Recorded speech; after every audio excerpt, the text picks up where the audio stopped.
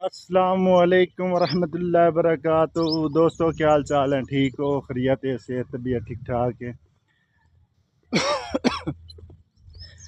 अज फैसलाबाद का जोड़ा मौसम है माशाअल्लाह बहुत सोहना है, बहुत सोहना है, बहुत खूबसूरत है। तो मैं इस वास्ते अज छोट थोड़ी एक वीडियो बनाई है। मैं कि फैसलाबाद काफ़ी माशाअल्लाह अज सुबह की जी है ना बारिश शुरू है।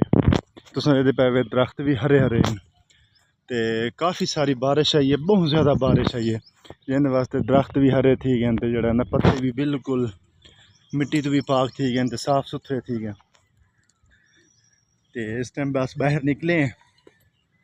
मैं कहता हूँ माहौल शहौल दिखाऊँ, बदल शदल भी दिखाऊँ। अजा भी रिम झिम जड़ी है ना स्टार्ट है पई, ख़त्म नहीं थी बिल्कुल, जिसकी वजह तो ना माशाल्लाह दे पे कितना सोहना व्यू है, प्यारा व्यू है। दरख्त देख गिनो, दरख्त जड़े ना बेहतरीन साफ सुथरे थी गए। मतलब हर चीज़ चरिंद परिंद जी भी चीज़ है ना वो अज बहुत खुश है पई।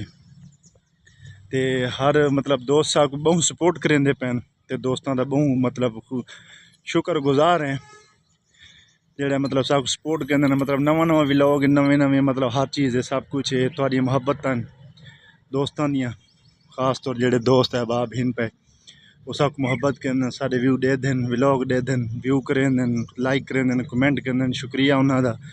और जेड़े नवे दोस्त आते पैन वो भी सब कुछ सबसक्राइब करें। उन्होंने सपोर्ट नाल ही असा मतलब चलना है, कोई ऐसा मतलब ये तो है नहीं।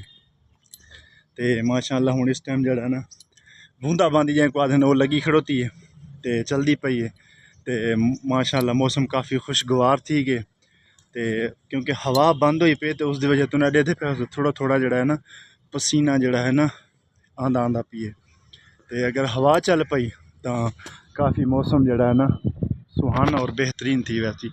तो लिहाजा जड़ा है ना मैं कि चलो दोस्तों ने हेलो है सलाम दुआ कर गिना। तो सारे दोस्तों के अगे एक रिक्वेस्ट है जड़ा है ना सिर्फ और सिर्फ ना लाइक तो सबसक्राइब कर दिता करो। तो थोड़ी शुक्रिया बंडल लाते हैं।